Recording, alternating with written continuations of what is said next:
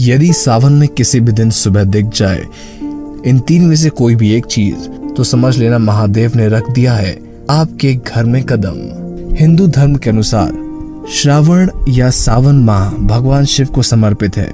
देवों के देव महादेव की उपासना के लिए यह माह सबसे उत्तम माना जाता है। सावन में सच्ची श्रद्धा के साथ शिव पूजन से व्यक्ति के सभी दुख दूर हो जाते हैं। शिव भक्त सावन में ही कावड़ लेकर जाते हैं, जो पूरे एक माह तक चलता है।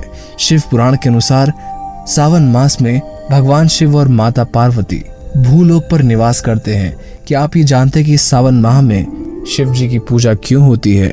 आज इस विषय पर हम थोड़ी विस्तार से बातें करेंगे। पौराणिक कथा के अनुसार समुद्र मंथन सावन मास में हुआ था। इस मंथन में विष निकला और चारों तरफ हाहाकार मच गया। संसार की रक्षा करने के लिए भगवान शिव ने विष को खुद अपने कंठ में धारण कर लिया था। विष की वजह से कंठ नीला पड़ गया और वो नीलकंठ कहलाए। विष का प्रभाव कम करने के लिए सभी देवी देवताओं ने भगवान शिव को जल अर्पित किया, जिसके बाद उनको राहत मिली। इससे वे प्रसन्न हुए। हर वर्ष सावन मास में भगवान शिव को जल अर्पित किया जाता है। उनका जलाभिषेक करने की परंपरा भी बन चुकी है। भगवान शिव की अर्धांगिनी माता सती ने शिव को हर जन्म में पति के रूप में पाने का प्रण लिया था। सती ने अपने दूसरे रूप में हिमालय राज की पार्वती के रूप में जन्म लिया था। शिव जी को पति के रूप में पाने के लिए माता पार्वती ने सावन मास में कठोर तपस्या की थी। शिव जी का विवाह इसी माह में हुआ था, इसलिए भगवान शिव को सावन माह बहुत प्रिय है। जैसा कि महादेव को उनके भक्त भोले कहकर बुलाते हैं, क्योंकि महादेव जितने जल्दी क्रोधित होते हैं उतने जल्दी वो मान भी जाते हैं। महादेव उतने ही कोमल हृदय के भी हैं। अपने भक्तों की पूजा अर्चना से वो उतनी ही जल्दी प्रसन्न भी हो जाते हैं। अगर आप पता लगाना चाहते हैं कि महादेव आप पर प्रसन्न है या नहीं, तो जानिए इन बातों के बारे में।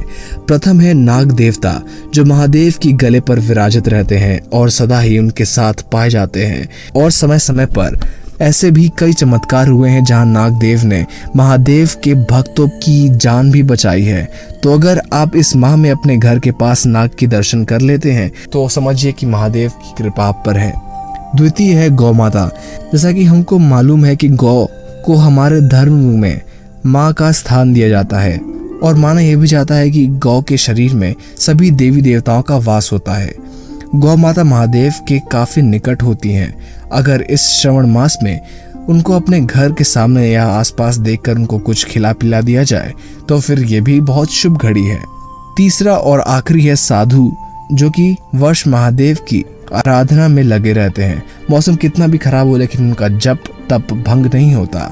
हमारे शास्त्र में कहते हैं कि प्रभु की आराधना एकमात्र प्रभु को पाने का मार्ग है, और यह वह साधु हैं जिन्होंने कई वर्षों की घोर तपस्या के बाद आत्मा का परमात्मा से मिलन करवाया है।